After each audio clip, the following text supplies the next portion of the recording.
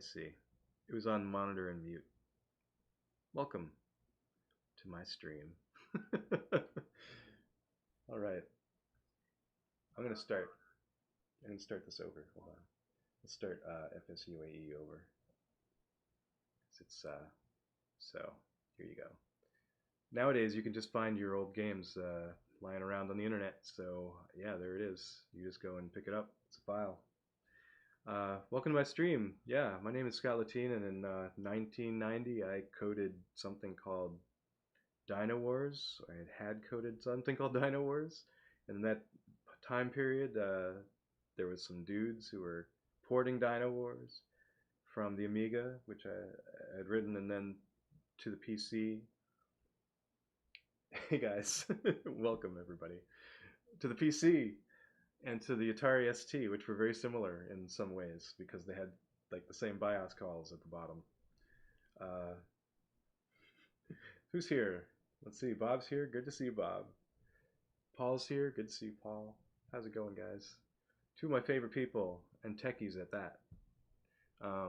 Which is good because this is like some serious retro, and it gets a little. I might get techie. I mark this as an entertainment video, but if you find techie stuff entertaining, this will be entertaining for you. As you can see, my usual gig is Marlin up here on the wall.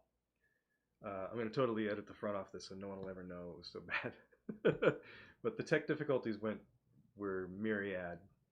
First it was YouTube Studio being a bitch because they'll still show you your old video which you used to be able to stream through, but you have to have the key hidden away somewhere because they don't show you the key anymore. You can't find it. So I couldn't stream through there, so I was like, okay, no key. I'll just jump over and do a live stream, and then I was like, I'll just have to go and update all my social links that this is, happened. So that's what you do.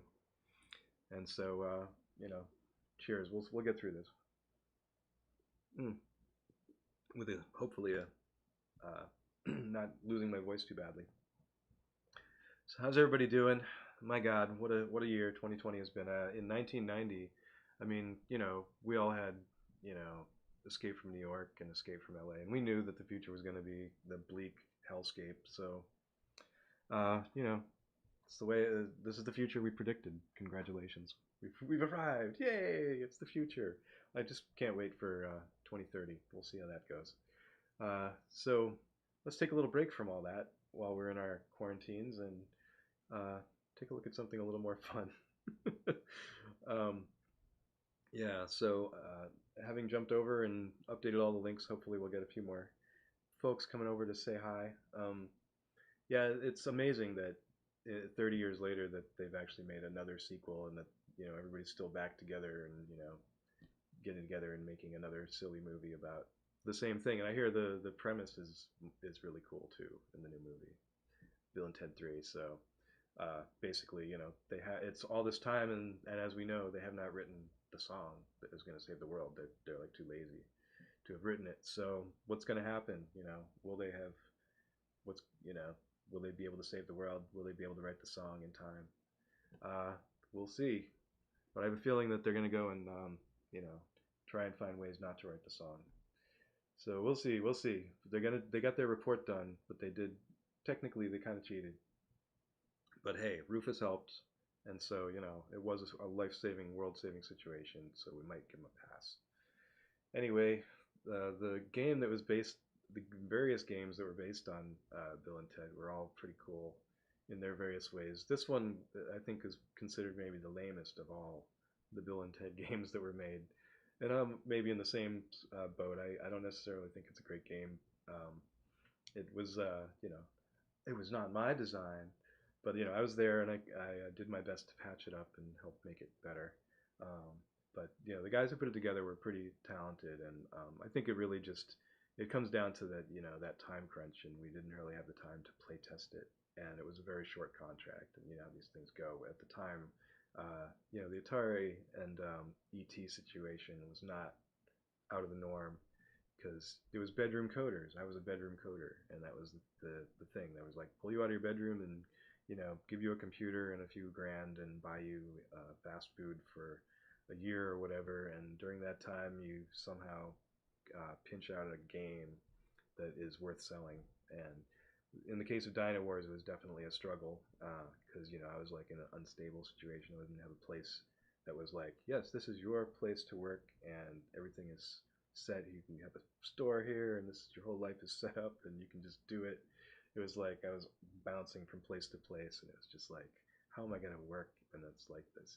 Um, so I became disenchanted from the whole thing just because it was like I couldn't make enough money. So I was like, oh god. Anyway, it was still fun. I learned a lot, and I still go back to like the code and want to like learn from it because I can't remember like the. I mean, I just blazed through some of these solutions and building these engines and making these graphics and sounds things happen and learning about the innards of these computers, and then like it's out the window because it's the next year the whole system is gone. And like it's kind of great to like think, wow, I learned all this and I could probably go back and maybe build something newer and cooler inside of an Amiga, like either an emulator or a real one. But who's got the time, right? There's so many other things going on. I got the Marlin thing happening that takes up a lot of time, and there's a few other things in Retroland that I want to play around with as I sort of maybe circle around that stuff and maybe fall into it later. We'll see. But hey, let's get to Bill and Ted the game. So yeah, it was put together by Off the Wall Productions, where the guys there was C.S. Wayne, Kurt. He was a cartoonist who did a bunch of really cool cartoons for the college paper, and like was pretty well known for that stuff. And he was like he had like this whole trash bags in his like apartment full of bar napkins with just endless cartoons on them. And he wanted me to like help him put them together into an anthology, and it was just like he was the most amazing character. So he was one of the guys that I stayed with while I was there, and who put together the art and some of the design for the game, and had is partially responsible with a sense of humor in the graphics and the backgrounds and stuff. There was Jim Dorsman, who was like the head of the project. He himself was a really amazing coder, and just like he could just do stuff like, and he was very disciplined. He just like he could crank stuff out during a day, like it was just amazing. And I was inspired by him. I tried to like compete with him in a way and like see how much I could get out in a day. Like, yeah, I'll get your whole Delta animation thing written today. Damn it, I will. So he was very inspiring. And there was Doug Mackel, who was another like just like very crazy like art head coder like musician type dude who was just like really into the technical side of things and just getting into like problem solving and like he really liked the whole porting between the Atari ST and the PC, and he did a lot of the solving of the problems, getting it all working on the Tandy color computer when it came to Dino Wars, and as they as the thing was interesting was I was kind of like looking at their code and my eyes would glaze over because it was all like PC IBM PC 8086 assembler code, and it was getting to that point where they had bigger registers and you had to put more letters on things, and so I decided it was just going to be like I'll work on my sprite engine and just try to get the art and the pacing and all the timing and everything else to work exactly the same way. And of course, a lot of the logic transports over. At the time, it would have been cool to be working with C, but at the time, it wasn't really like the standard to do that. You were expected to go to the hardware and go to the metal. And like nowadays, you can actually get really nice C compilers and program Atari 2600 games in C if you want. But at that time, it was a real hassle to do anything like that. So it was better to just, you know, use all the registers of whatever thing you had and build your own system and just, build on it until you had something stable and, a sprite engine, a game engine, and just build around that.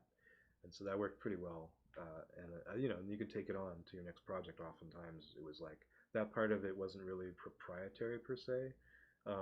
It was only if you reused artwork or things. It was sort of like it was just your expertise was like that low level code you wrote. But it's hard to say. As you go forward in game development, it's always like you're working with the next tool set. So usually you don't have to worry about that even. Anyway, so the game itself, let's bring it up in an emulator. I've turned up the floppy speed to turbo, so we don't have to wait for it forever. And I will apologize. The sound isn't going to be great because there's no way to pipe. There may be a way to pipe the sound in, and I'm going to skip the all that. That scroll is all the pirates who pirated it, who hacked it, cracked it, I should say. Um, so let's make this full screen and see if I can. There. Okay. So I tried to put myself in the corner out of the way. Hopefully the game takes up like not the full screen at all. So it should be good. Hey guys, what's going on? And this is a 320 by 200 game, so that was the resolution at the time, and so yeah, it's not huge. The Amiga could do 640 by 400 style inside of a box, and of course you could use overscan and get. You typically use much more than that.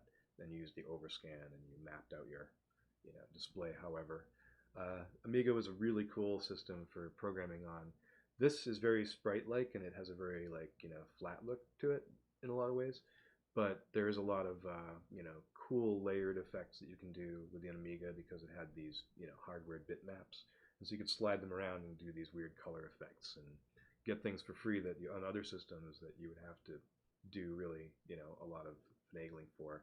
It also had at the time graphic cards hadn't really come around to do a lot of the hard work moving bits around for you, but the Amiga had built-in bit moving and bit combining processors that called a blitter, and the display was managed by a thing called a copper. It was all kind of familiar to anybody who had been using the Atari 800 systems, or maybe even the older 2600, or any of those systems had display list where it described how things would be on the screen, and then you would take that information, and then you would draw within that little box, the way that's supposed to be drawn. Okay, that's pixels, and this area here might be text. This didn't actually have text modes, but you had modes where you could have high resolution and draw text that looked really cool. So I'm going to just go in level 1, I think, which is easier. I only need 6 dudes, and there's not a lot of hidden objects and things. And we'll just do one playthrough. Bill, Ted, this is really quite simple. You have flunked. Oh, I forgot I have to read quick. Unless you get an A+ in your final oral exam tomorrow, guys, I have no choice but to flunk the both of you. And then it lists all the people they have to get. Fellas, I suggest you cover at least those areas if you want to pass. How about this background? In the digitized principle. Your reporter better be something very special, he says ominously in black letters. And yeah, so yeah, this digitized picture of George Carlin. Bill S. Preston Esquire, Ted Theodore Logan. Gentlemen, I'm here to help you with your history report. Amigos, the book tells you the number of any place you want to go. That was kind of the copy protection, was the book. You can do anything you want as long as you remember this. No matter what happens, you must get to that report. And most important, the clock in San Dimas is always running. Gentlemen. You're on your own. Yeah, you're on your own. So, most important. Yeah, so there you go. And Bill and Ted are one sprite connected at the hip throughout most of the game. Well, okay, the whole game. Yeah, here it is, the Circle K. Let's see if there's any good Easter eggs in here or anything useful. Microwave. There is no layering of sprites in this, so actually the way it's worked out is that things just, you're in front of, I think these guys are always in front of things, is basically how it works out. Nothing useful here. Jimmy Pops, probably a friend of theirs. Mackle, Doug Mackle was, one of the coders, so there you go. Curdy Cola, C.S. Wayne's the artist, Lamb-based, I'm not sure what that is. But yeah, so there are little Easter eggs everywhere. So yeah, the copy protection was basically the book. So it's the manual. So I actually have the manual here. The damn book, I know. Does anybody remember this? Have people played this? Yeah, it's an arcade adventure style game, says the introduction, with full animation and real-time sound. The game plot loosely follows the plot of the blockbuster movie. No, I didn't write the manual. I'm just the Amiga coder. So anyway, the game begins with Bill and Ted facing failing grades in history if they don't ace the final report. The night before the exam, as Bill and Ted ponder their misery, Rufus materializes in a slightly modified telephone booth. Bill and Ted are told they can use the booth to travel through time and space to locate historical figures to bring back for their oral exam. See, right? That's why not? That's the way. That's why would you not do that? The game involves a time limit in which Bill and Ted must recover as many figures as they can and return to the high school to make their presentation. To further complicate their task, several objects have been scattered throughout history that they must retrieve before they can pick up many of the people. Locating objects is more difficult in higher levels of play. So we talk about the time travel rules of Bill and Ted. Like they don't actually have much of an effect on the future by taking all these historical figures out and like on a joyride to 1990. Like it doesn't seem to have any effect on their actual reality. They come back and it's just the same. They still have to pass their test. There's no hellscape or utopia or anything weird going on. It's rather strange. It's almost as if they split reality or something, or they're going between realities. But maybe I don't know. Maybe this is not discussed in the mythology. So here it is. The phone book itself is the way that you get around. So you need to so you need to know. You go into the phone booth. And here are the keys. If you've got an emulator, you can play along. Uh, the E key exits the phone booth. That's one that people don't often know about. The let's see, and then everything else dials. Then you have certain numbers that you dial. Um, and and backspace does work, so you've got that. Let's see where let's pick a place to go. Let's go check out Ludwig van Beethoven, 1810. I typed in 1810. Sorry. So you travel through the tubes of time, and you enter a new place. You also have the option on my keyboard. The option key next to the arrows functions as a button, so I'm able to pick up those flowers in the vase there. There you go. So Beethoven he's got 3 notes, but okay, there seems to be no place to go here. So I guess we're done. Beethoven doesn't have. We don't have what Beethoven needs. So I guess let's go to I don't know, primitive age 0010. This is like where the cavemen are here. So yeah, as you see, there's this animation is delta animation, which is just the differences between frames is what's stored, and you just to get to the next frame, you just do an XOR of some data with the next frame, and you have it in run length encoded format. That was it. That was the whole trick, and it worked really well because you could have an animation like this caveman here, or whatever you needed. So I kind of wish there was more because it was so inexpensive. In fact, this game could have been made much more expansive, but it was what it was. So let's see what else we got here. We're in the phone booth again. We have a calculator. Who would want one of those? How about Albert Einstein in 1915 in his lab? So that special effect isn't too bad. So far, this isn't a terrible game. It's just, it's simple. It's very simple. And that was kind of the idea, was to make it, it's for kids. Wilbur Hall, that's probably somebody. There's probably a hall at Newark, Delaware University, or something like that. So here he is. Okay, now the key to use an object, you need to press the spacebar in your emulator or on your real Amiga, and then it brings up this arrow. And then you on your emulator, on mine, I have to hold down Command, and then I can use the arrow keys as not a joystick, and then they work as arrows. So I just go like that, and then I use Enter to use the object. And you can actually still walk around while you're doing all this, so I don't know why, but maybe for later, in that later game that we were planning or something.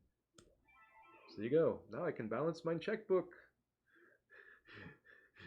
So the bunny slippers were a really great touch.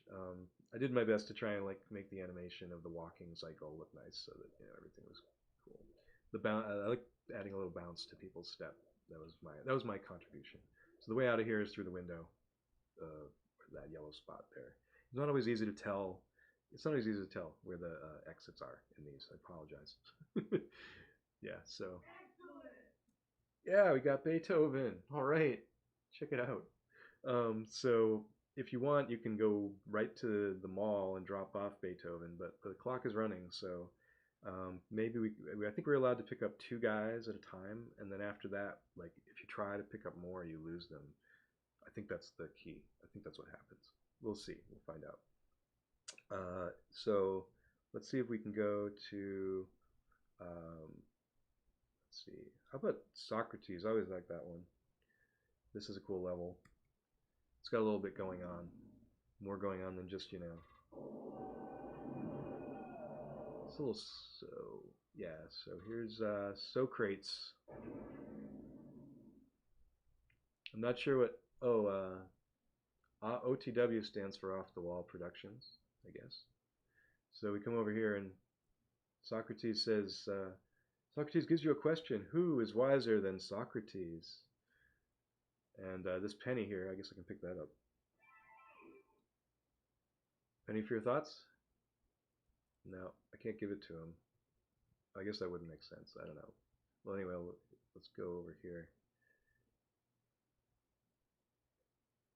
We want to go up to the uh, Oracle of Delphi and get the answer to this question. So I guess we need to pay in gold. So oh shit, the the jump key in this is option right next to the arrows.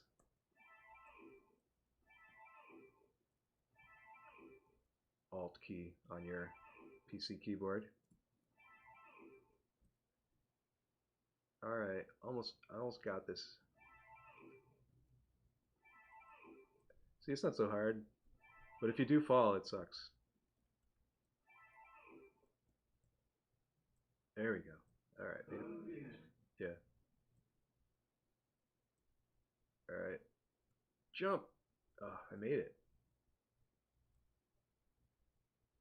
Ah, no one is wiser than Socrates, of course. So let's go up and grab him. Oh, all right then. That was a delta animation, I assume. I don't think I did scaling of sprites. It could have been a sprite effect, of course, but yeah. See how upright he is. You could balance a book on his head. All right, we got him. So let's go and drop him off at the mall, which is 1990. We started in 1989 as the starting location with the Circle K. It should say. That's what it should say in the book. It doesn't. It says starting location. That makes no sense. All right. They're in there. So we go inside of the. So you can. This is where we drop them off at the mall. At the end of the game, you got to go over to this telephone and call Missy. There's a little Easter egg here, which is the dudes in the back of the place are on the left in the green shirt. That is Jim Dorsman. In the middle, wearing sunglasses at night, probably, is Doug Mackle. And on the right, drinking straight from the pitcher, is C.S. Wayne. And then me at the other booth, kind of leering at them askance in my. Apparently, I'm wearing like some kind of open shirt or something, or suspenders or something. That's me. So, all right, we dropped him off. Hey, all right, let's go and get some more things. What can we do from here? Okay, we got 2 dudes. Now we need 4 more dudes. Let's go get Genghis Khan. He's in 1209, according to the book. Yeah. You can imagine playing this and trying to get 12 dudes, all of them. All right, there he is. Come with us. Oh, you know what? We don't have anything he would want. a flower. I'm not feeling that. All right. You know what? Since we have things that we can use, let's go to the places we can use them. So flowers. Well, penny. I bet that would be Abe Lincoln would like a penny. That would convince him to come with us. He'd be like, 1990. I can't believe there's a penny. Only a penny? He'd probably be a little insulted, to be honest. Only a penny? Well, there's a lot of them, Abe. People love them. All right, Honest Abe takes a penny bribe. I don't know why when you walk out you come right into the middle of the room. That was a weird one. Like you should appear, you know. Anyway, I like this dude here, like looking at you from the painting. It's funny. That's probably Richard Lamb, I would imagine. That was kind of he looked a little like that. And behind us is Tricky Dicky. Of course, there's a painting of Tricky Dicky on the wall. All right, we got him. Let's go and check out 1901, where Sigmund Freud is. Sometimes a flower is just a flower. Dr. Freud and his mom. Dorfmanstrasse, named for, I guess, Jim Dorfman, the lead on this project. Ah, so that's a nice animation. That's actually, again, another Delta animation. So you can see, you know, changing bytes, but not too many across the screen. Real simple. All right, let's try this flower object. Looks like that might make her happy. Yeah, all right, we got Sigmund Freud. I was pretty proud of the Sigmund Freud walk cycle. I would like to do this all day. I would just be like, that's it. That's it. Yes. All right. Okay. Oh, we got two, so I don't want to risk it. I think it's just it doesn't really give a very great indication if you lose people. So let's go to 1990 and drop them off. Whoa. Newark, Delaware was kind of boring during the winter, I have to say, that year, as it was getting colder. Did a little bowling. Keep it from getting too boring. All right. Let's see. Let's go get Billy the Kid. 1878. He's an easy one, right?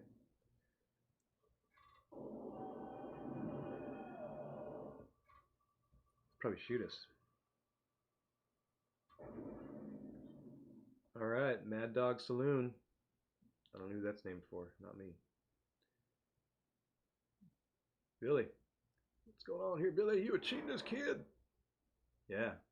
Oh. So there's a little mixture of Delta animation and sprites. Oh. Here you gotta punch your way through and survive.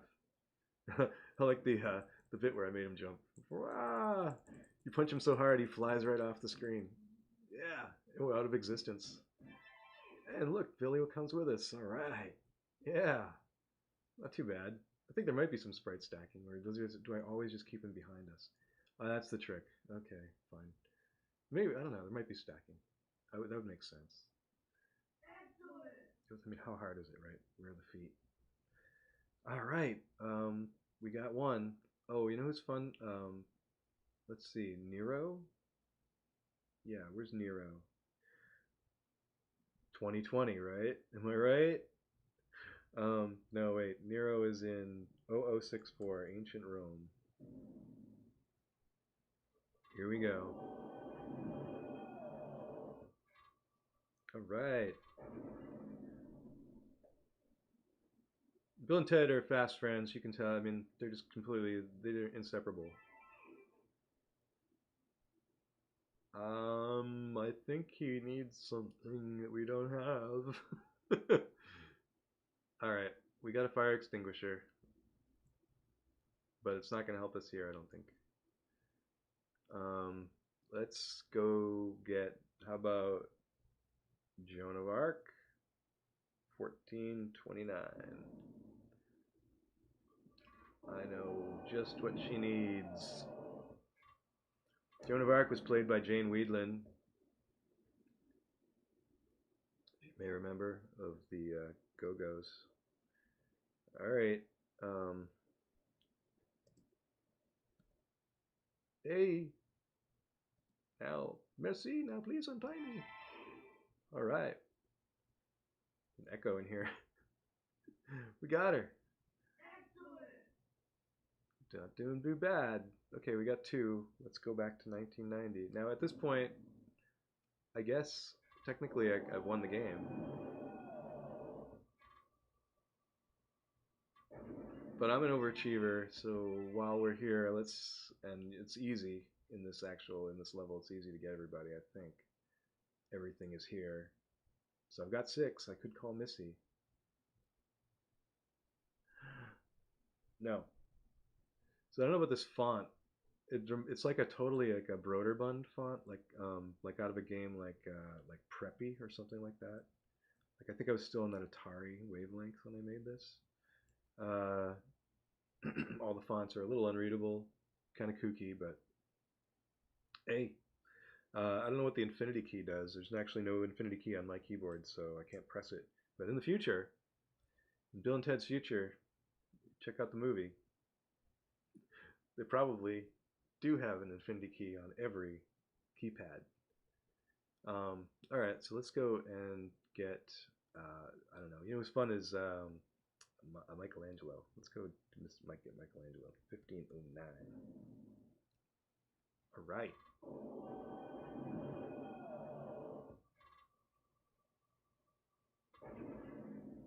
There's some nice animation, right? It's pretty good. It just shows the potential of how you could have made nice animation all over the place in Amiga land. All right, and grab that violin. I guess Nero will need that. Oh, everybody hates this level because these things are unpredictable. Completely 100%. No pattern at all. It's just persistence is the only way to get through. And if you get hit at all, you fall. And if you fall through a gap, you fall like far.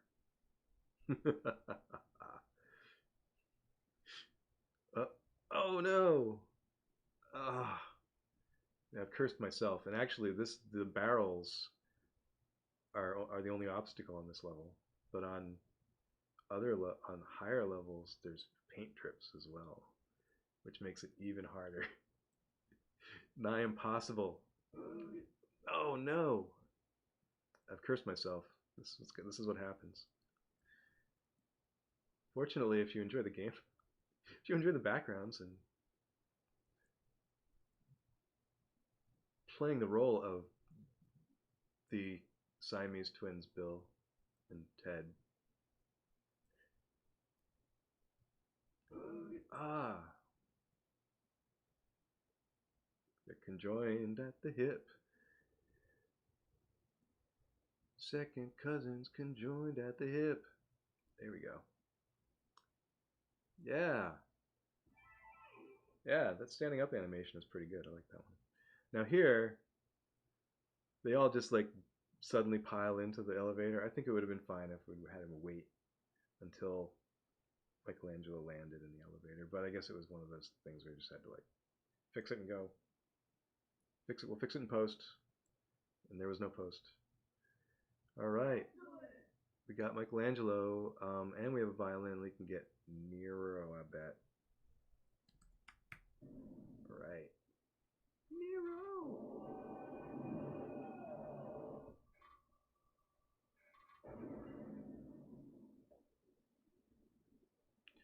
Ruler of the World Avenue. He's got a painting of himself. All right. There we go. It's a Warhol, in fact. All right. It's a Warhol.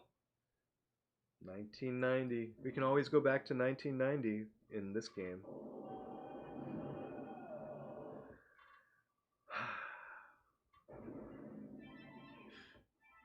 There you go. All right, that's enough of an overachiever. What do you think? It's hard to get Genghis. Let's see, Beethoven, Genghis Khan, Napoleon. No, you know what? I want to go and get some more. Let's go. Exits right in the middle on that one. Let's go get Marie Antoinette in 1793.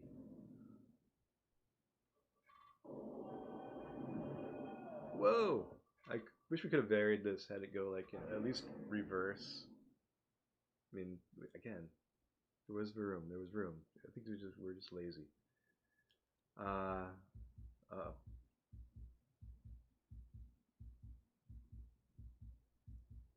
Now this one's kind of cute. In this part, I did scrolling, I guess. Um,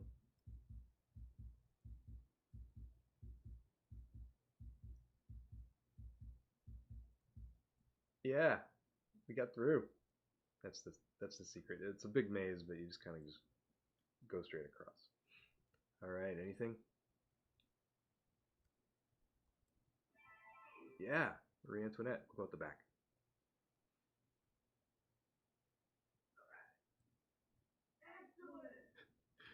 Let's see. What do we need to get Napoleon?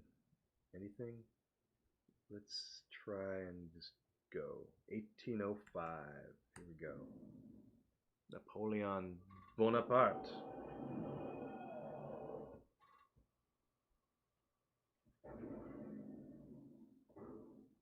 All right, actual more sprites. That's kind of a cool effect, actually. The ah.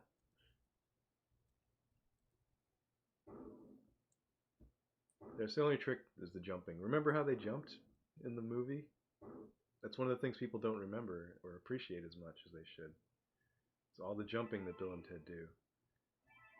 And getting Napoleon is as easy as getting through the field and then getting back out.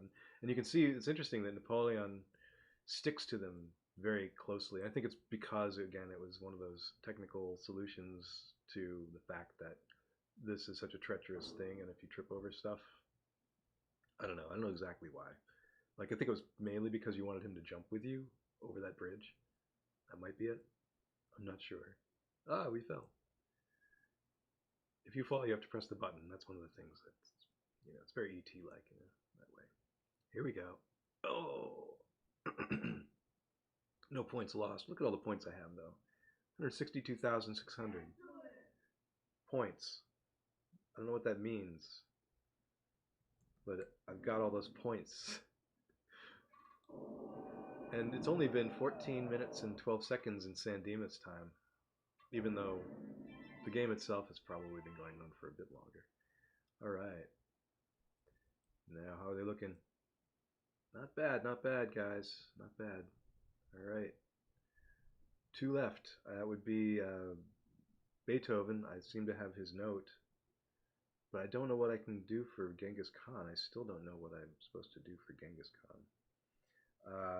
Let's see. Maybe... Let's see. Who am I missing besides... Yeah, I guess I'm just gonna have to go for right for Beethoven. 1810 it is. Here we go. Oh yeah. Mr. Beethoven. Hey, there you go. He got his note. Genghis Khan. What do I do for Genghis Khan? Let's see. I could try the Ice Age. That's one of the things. All zeros.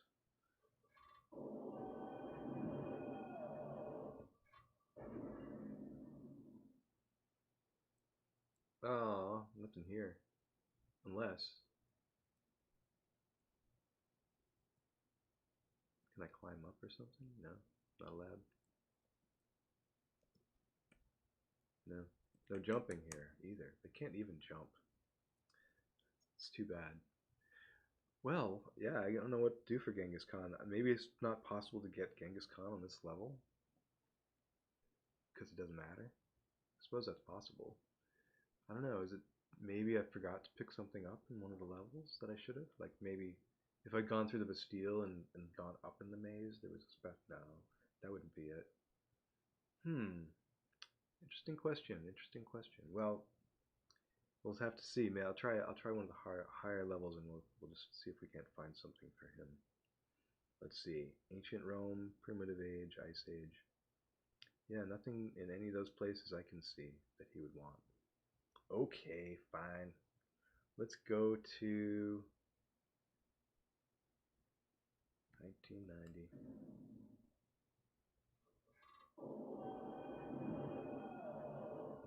Hmm.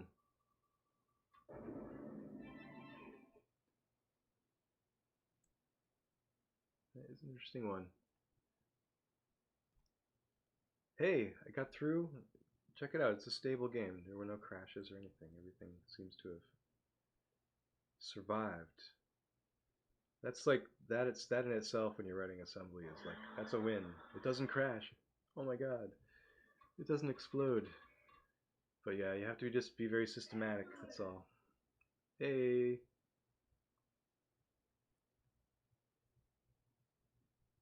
I'm Bill S. Preston Esquire, and I'm Ted Theodore Logan. We're proud to present the following historical dudes. That's right.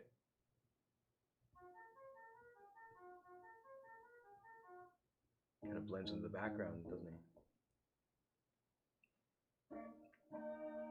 So you had a fair number of colors in this. I think 32 colors to work with, maybe, for this particular game, which worked out okay, right? You have a palette of like basically you have 32 colors, which you can take any of those colors and change them at any time. So you get a lot more, especially in a game like this where you're like dealing with levels and all that stuff, different screens. Yeah, so we got all the dudes. Bill S. Preston, Ted Theodore Logan, in all my years of teaching history, that was absolutely the best presentation I have ever seen. I don't know how you did it, but Bill, Ted, I'm giving you an A plus. Congratulations. Yeah. And again, the pirates. But yeah, they did a little final animation, all made in deluxe paint. To kind of like, you know, give it some kind of final reward. It's cute.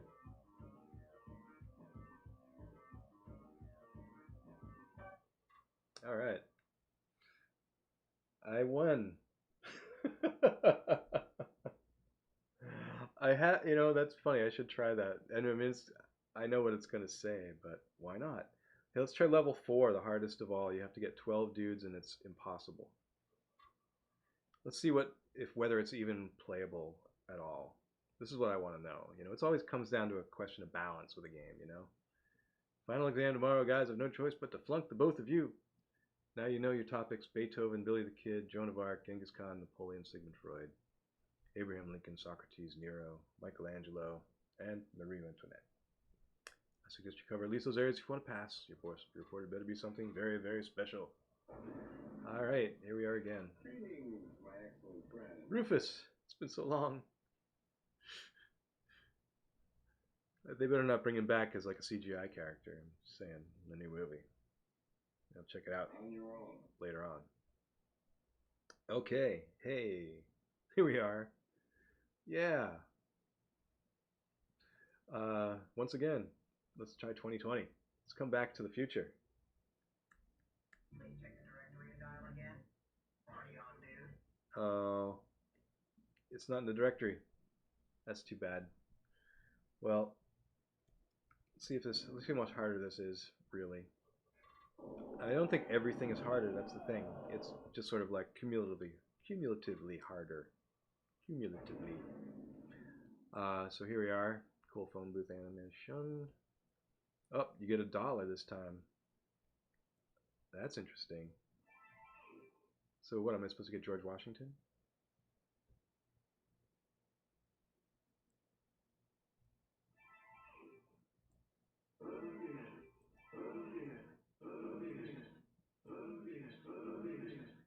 I like the stereoscopic like them just saying bogus over and over again. This is also a good cheat. Get over here that way. Oh, gotta be careful here though. Oh yeah. Slight. Oh yeah, be careful. Bill, Ted, be careful. Look how many you have to get.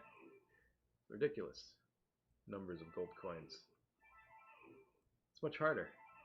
Well, not much, but you have to go over here now.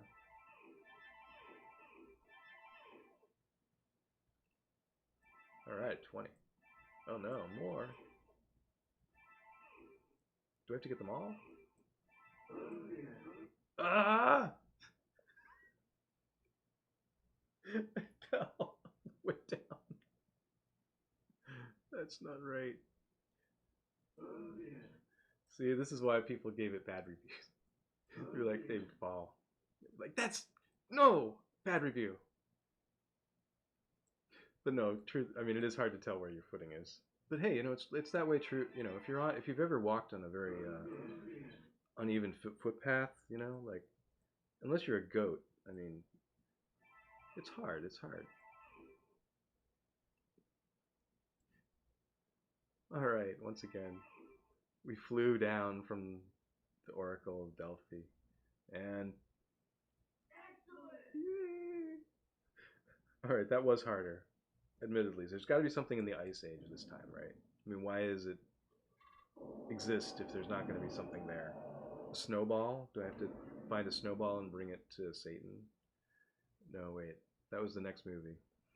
So yeah, one of the things that did end up floating around the Off the Wall Productions office was a script for something called Bill and Ted Go to Hell. I started reading it and I was like, wait, like death? Spoiler alert. Death is a real character, like in this thing.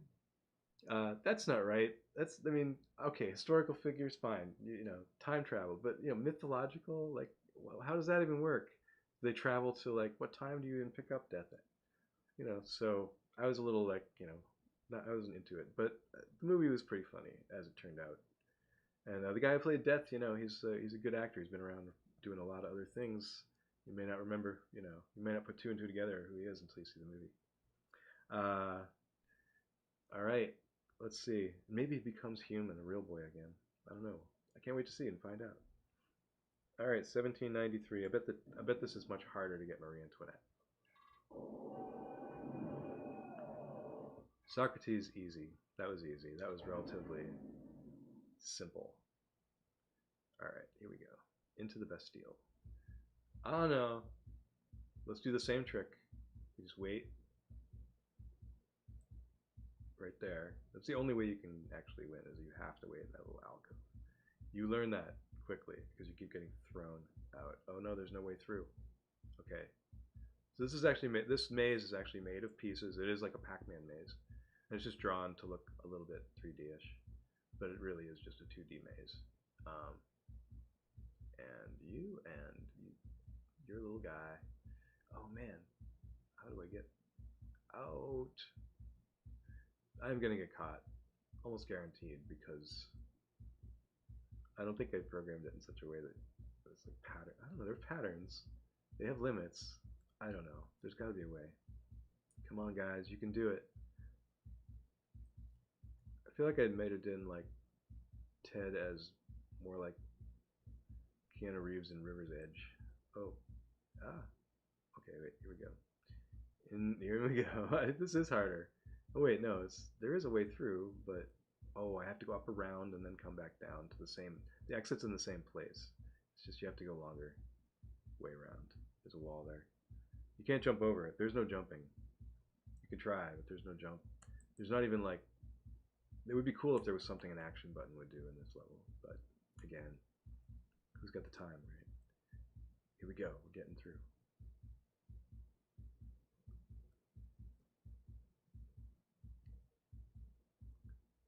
I'm gonna make it. Oh no. We're not gonna make it. We're screwed. Oh no, we're screwed. Oh, here we go.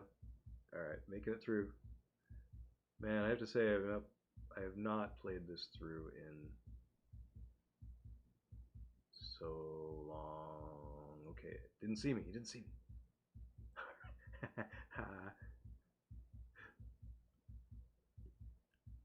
Ah, all right. Same door, I assume. Of course, why not? Makes it harder if she's at the other door. I don't know. I was thinking there. All right, we got Marie Antoinette. Yeah. It's a crowded phone booth. It's a very crowded phone booth, but we can do it. I always wondered, like, you do see the inside of the phone booth, so it's like it is not a TARDIS, so you cannot fit too many people in it. Okay, that was definitely harder. I don't think Billy the Kid is going to be harder. Oops. Except to remember what his year is, 1878. There we go. There we go. Billy the Kid. Let's see.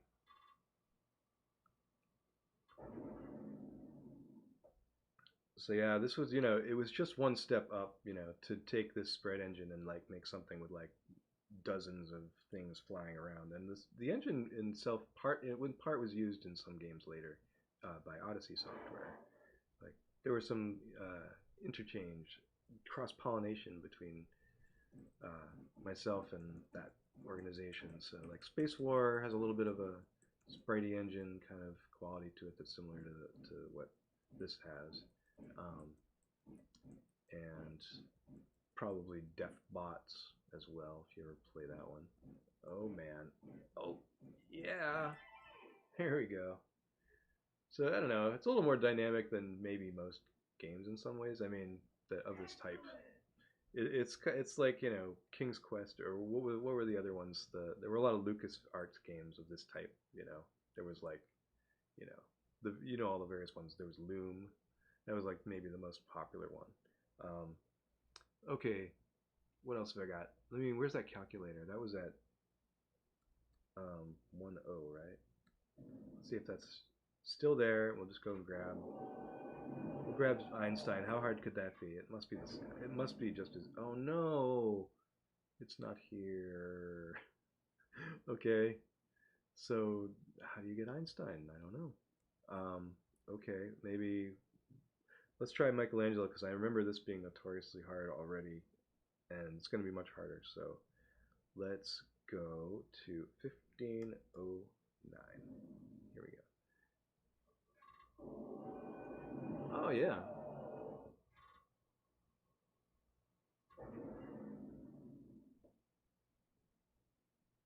Again, it still has not.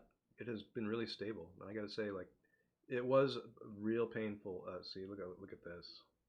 Oh man, I feel like we're doomed.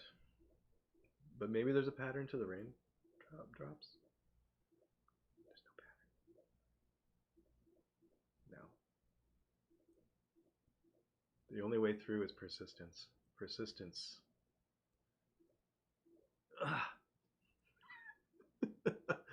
Also, it helps to have a little bit of sadomasochism. In this instance, I guess I would combine them since I'm putting you through this too. Ah, ah.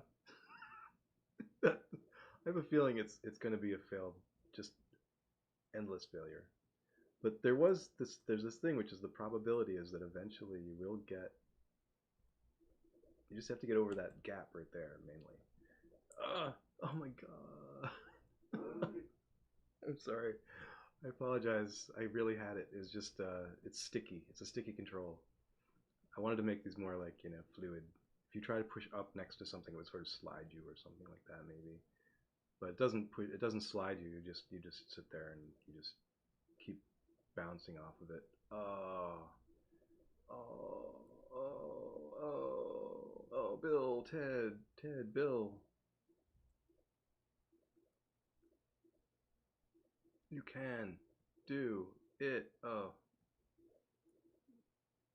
I don't know. You get that moment when there's like nothing that has fallen yet.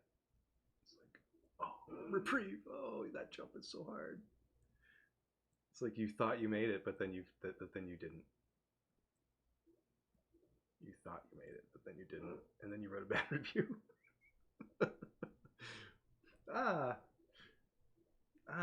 oh, ah, death, death to villain Ted. See, this is why they ended up in hell.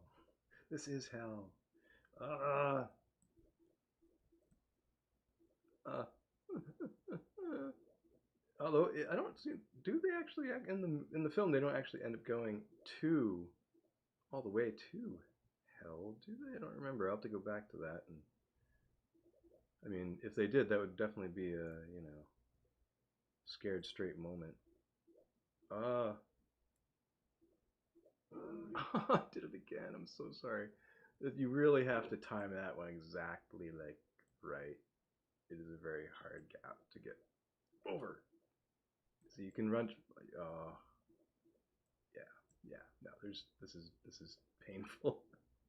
Let's go get some other dudes. Come back to this one.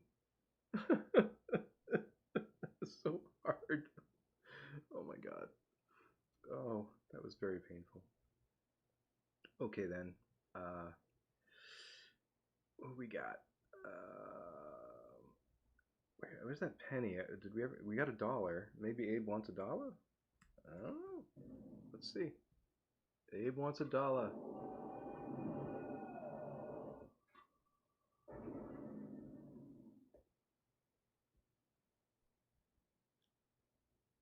Ah. Oh, there's a key. Cool. Let's that. Apparently now it's starting to be more of a fetch quest. Hey, and while we're at it, let's grab that globe. Oh, see, they knew the Earth was round back in 1863. And let's see if this works. Ah, he don't want it. He doesn't want it. He still wants his penny. Okay, we're out of here.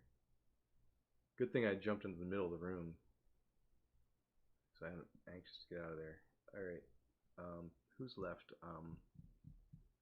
Well, not Michelangelo, I know that. Let's try and get Napoleon again. He's easy. And there's probably more objects there, like we can grab. I have that. So we didn't find anything in Ice Age again. That's really strange. I feel like Ice Age would be... There's got to be something in Ice Age. Why is it even there? I don't remember.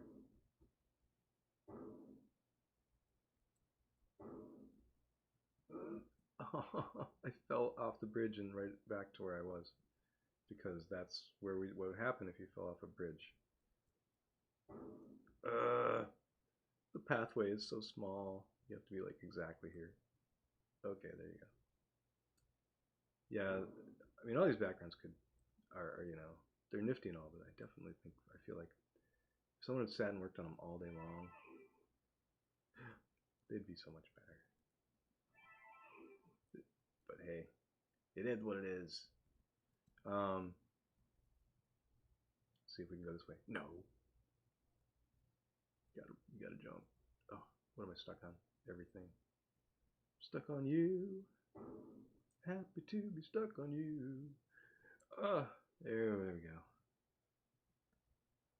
Yes, it's true. Can't you see? All right. Yes. All right, I got two dudes, 1990. Let's take these dudes where they belong. 1990. All right. Yay. Next, I'm gonna try for Sigmund Freud. Sigmund Freud again. Let's do it. 1901.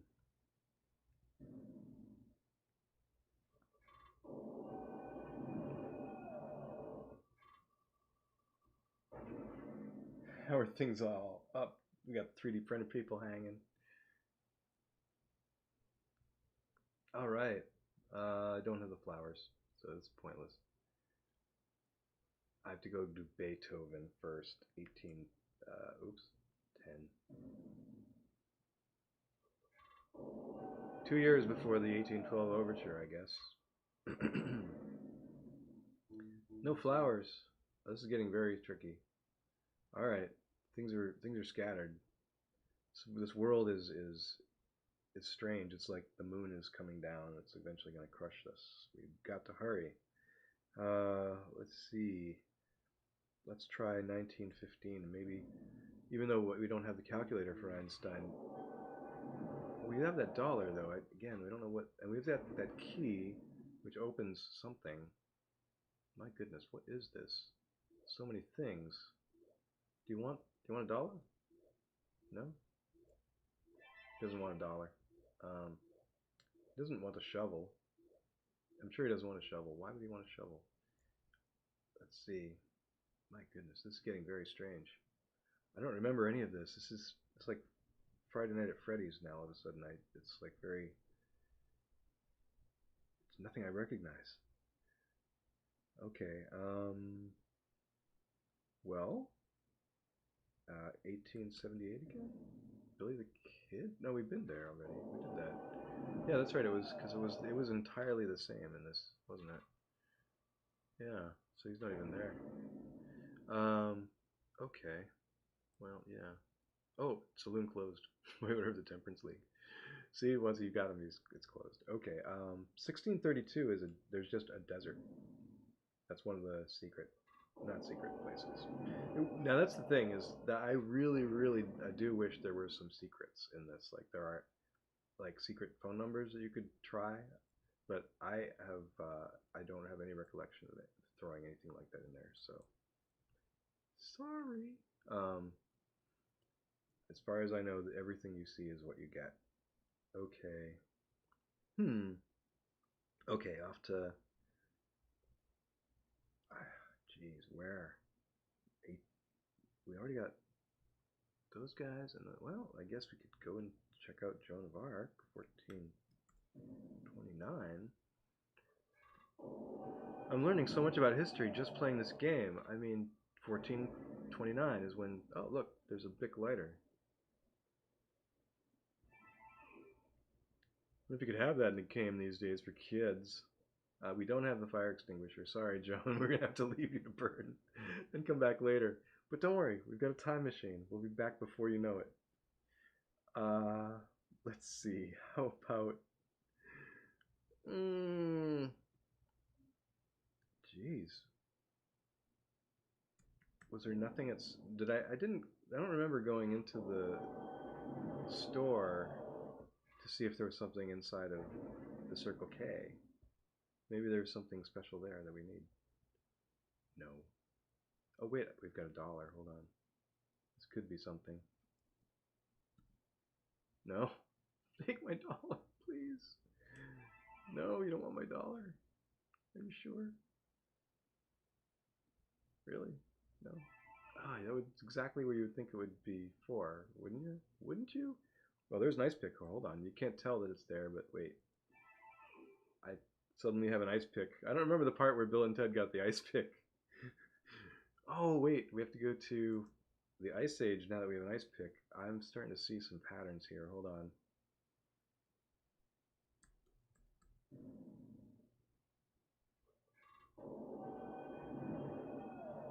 I was beginning to think it was like maybe a Halloween, like Jason kind of, Michael Myers turn going on here. Ice pick. Wait, what? All right, let's use the ice pick. Wait, command, left command, I guess. Aha! Somehow we found in the ice what you would expect. A calculator. It's all coming together now. So now we can get Einstein. What? Don't expect this to make sense. There's a sense of humor to these guys that is all their own. Doug and is no longer with us. He died of I don't know what it was exactly, but it was relatively young. It was rather sudden. But yeah, he was suffering from health problems for a lot of his life, and so yeah, it was sort of like it was very unexpected, and yet expected but unexpected. I haven't heard from C.S. Wayne and Jim Dorsman in all that time, but they might still be around doing their thing. 1990 was 30 years ago. All right, let's try Beethoven, 1915.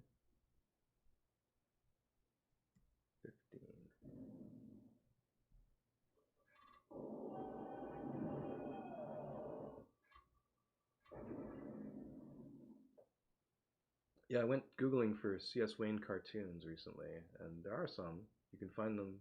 Usually they're associated with the school paper at the University of Delaware.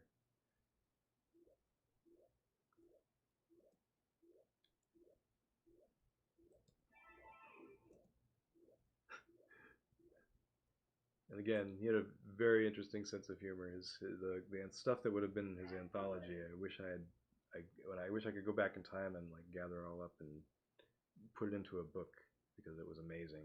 Just if there's like a locker somewhere with all his cartoons in it, I hope somebody finds it and like brings them to the world because it was just like crazy. He had the craziest sense of humor. Uh, very much influenced by like maybe Mad Magazine and a lot of other stuff of that era. Okay, so yeah, we got Einstein. I'm not sure what I'm supposed to do with this Bic lighter at this point, or the key for that matter. There's so many places. Let's see if Genghis Khan cares about anything. I don't know where you can go with $1. I mean, all of it makes no sense at this point. All right, let's see if Nero. I don't know. Uh, okay, I got one dude. Here we go. Nothing here, no fire extinguisher or anything like that. And again, it's just the one scene there. And he wants the violin still. So we still have not found that. What does the key open? What would the key open? Oh, maybe one of those doors in the Bastille that we couldn't open before? That's a possibility.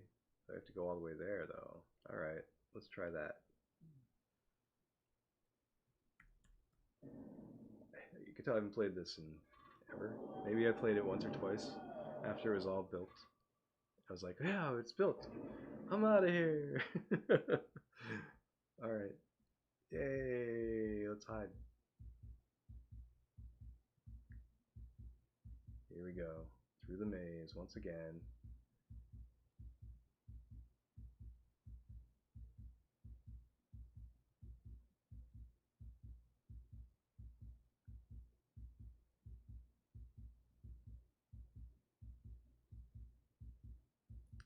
Yeah, I don't remember how I did the line of sight thing, but the eventual thing was, they just chase you.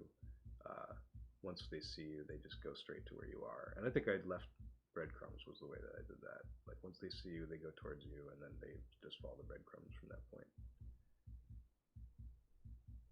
Now they haven't seen me, and there are no breadcrumbs. So there we go.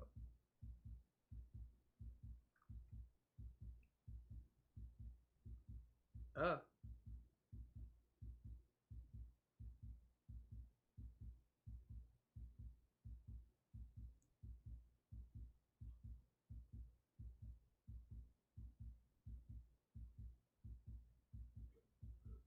and I remember, I think they can see you if they're even if they're facing. Ah, shit. Ah, this is hard.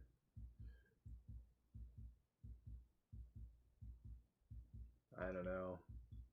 I'm almost getting close to that being in the mood to watch that new movie instead of playing this game. It's a long game. It's a hard game. It's a tricky game. It's an old game. It has some classic touches though. Um, the artwork is cute. Um, I was kind of into drawing walk cycles that look like these little tiny dudes back in the day. I was like, yeah, they're just.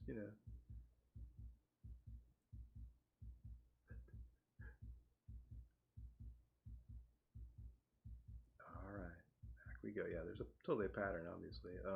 But yeah, get the pattern. How do you? I don't know. I feel like I should be here instead, or closer at least, so that when he comes around through his little pattern, I'm able to get out quicker.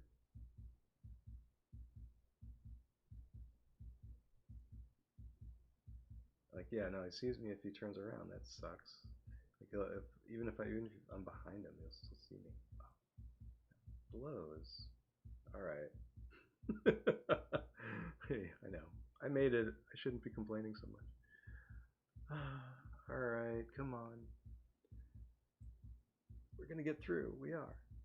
We're gonna get through this maze. We're gonna figure out what's behind door number 3 or 2 or whichever door it is that I need to find and get through. Oh, finally, it crashed. Wow. Yeah, that's just general instability, I guess. Look at that. I even got the Guru meditation error. That's great. Oh. That's excellent. Well, that's appropriate. That's kind of like a sign right there from the emulator gods that it's time to check out this new movie. See what this thing's all about. How do you watch it anyway? You gotta have like some kind of service on demand. You have to have a particular thing.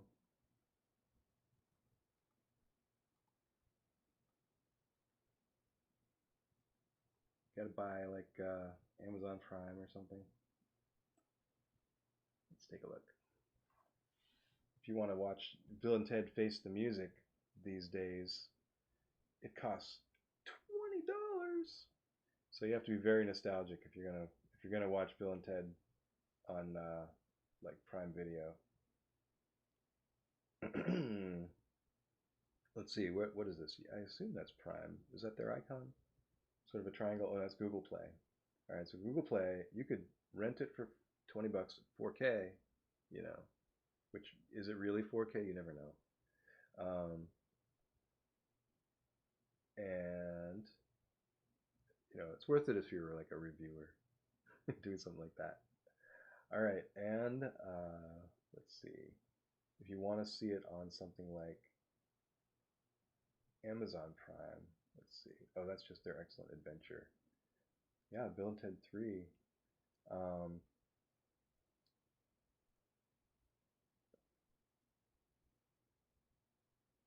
Apparently, if you can watch it on like Netflix, maybe that's a possibility as well. So I'm gonna check it out and see if it's any good. Find out whether they write their song or not. I need to know. Do they save the world? What happens? I didn't save the world that time. I didn't even like I didn't even get my report done. Now, what was the point of the second movie again? Like, can someone remind me? Like, I mean, the whole thing was, they still I think they interacted again with like the future council and stuff. Was there some of that? Yeah, because it was the robots. No, that was damn it. I have to watch that again too. I don't know. I know I did see it recently, fairly recently. I remember liking it okay, but there were some elements that were just completely made no sense at all. Like, why was the alien named Station? It's not the best name to choose for an alien. I'm just thinking if they could have spitballed a little more, the awkward name of the alien could have been maybe workshopped a little bit into something other than Station. Because all I could think of was um, in a white room with black curtains at the station. Like, it just kept playing in my head whenever he walked onto the screen or whenever they mentioned him. I was like, is it a reference to that? Is it a reference to White Room? What's going on? So I don't know. Someone will have to explain it to me one of these days. Anyhow, well, thanks for joining me for this little walk down memory lane. I can't. I was gonna, look into the disassembly and try and figure out the code a little at one point, but I was like, this is ridiculous. You can't figure out anything from this stuff, and it's completely boring for anybody who doesn't know anything about it. And it just looks like ants marching on the screen. So, I'm recommending, you know, if I do something like that, check it out because I won't do it unless I will have figured things out by that point. But I just don't see it. I don't know. A game engine's a big, it's a big thing. It's a big deal.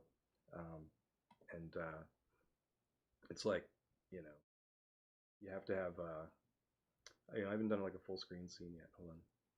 I'll do the unlock myself here. Here we are. Hello. How's it going? So yeah, if I ever do a stream on like the technical aspects of that game, that would be interesting. But yeah, I will have figured a lot of stuff out, and I'm actually more interested in looking at Dino Wars because that particular game has some really cool technical weirdness in it, like the fact that it goes straight to the disk hardware and does all the decoding with the blitter. Yeah, I wrote all that stuff in there to actually make its own. It has its own like disk system to read and write.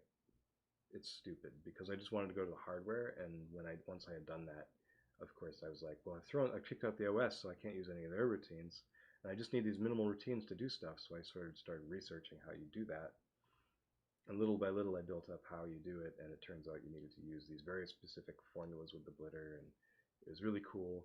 And during that time, I was learning all about how the blitter worked from my friend Ranjit, known as Runji, who was an art director at some company uh, at one point. Thinking maybe Rogue, was it?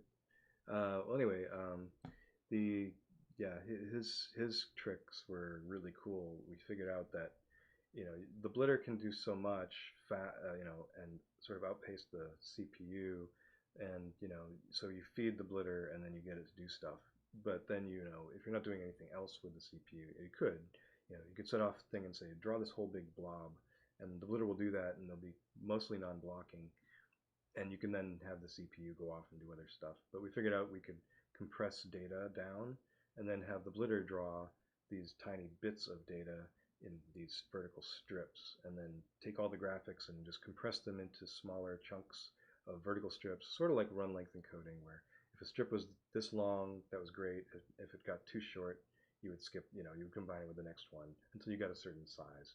So you would skip over the empty areas of your graphics. And so if you had something that was, say, C-shaped, you would have it blit like, along the edge of the C, you'd have a big strip.